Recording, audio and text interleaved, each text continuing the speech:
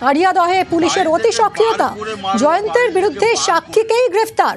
সাক্ষীকে হুমকির অভিযোগ, জয়ন্তের সাকৃতির বিরুদ্ধে সুশোভন সরকেলকে গ্রেফতার না করে সাক্ষীকে গ্রেফতার করল পুলিশ। সুবীর আমাদের প্রতিনিধি রয়েছে, আরো জানাবে। সুবীর, কি কারণে সাক্ষীকে গ্রেফতার করা হলো, কি বলছে পুলিশ?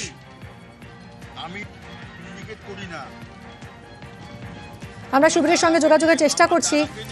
আড়িয়াদহে পুলিশের অতি সক্রিয়তা, জয়ন্ত সিং এর বিরুদ্ধে সাক্ষীকেই গ্রেফতার করা হলো।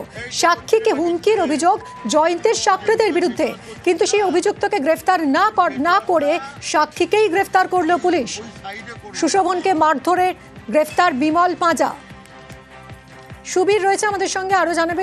সুবীর, কি জানা যাচ্ছে পুলিশ সূত্রে?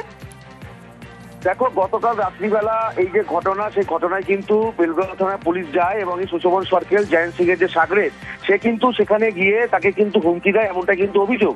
এবং সেই সময় পুলিশ মদ্যপ অবস্থায় একে কিন্তু সেখান থেকে আটক করে নিয়ে যায় এবং এখনো পর্যন্ত এই সুশোভন সরকেল কিন্তু আটক অবস্থাতে রয়েছে।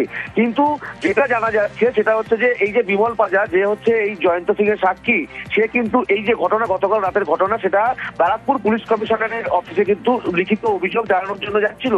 যখন সে যাচ্ছিল তখন একদম বিটি রোডের ওপর থেকে বেলঘরিয়া থানার পুলিশ সেখানে কিন্তু গোপন সূত্রে সেখানে ছিল এবং সেই জায়গা থেকে বিমল পাজাকে বেলঘরিয়া থানা পুলিশ গ্রেফতার করে এবং গ্রেফতার করে কিন্তু তাকে নিয়ে আসা হয়। যেটা পুলিশ সূত্র থেকে জানা যাচ্ছে যে এই যে সুশোভন সরকেল, সেও কিন্তু এই বিমল পাজার নামে পাল্টা বেলঘরিয়া থানায় অভিযোগ করেছে যে বিমল পাজা এবং তার লোকজন তাকে প্রথমে মারধর করেছে এবং তারপরে এই ঘটনা ঘটেছে। এবং এই যে অভিযোগ করেছে, সেই অভিযোগের ভিত্তিতে পুলিশের অতি সক্রিয়তা এবং সেই জায়গা থেকে কিন্তু এই বিমল পাজাকে গ্রেফতার করা হয়েছে।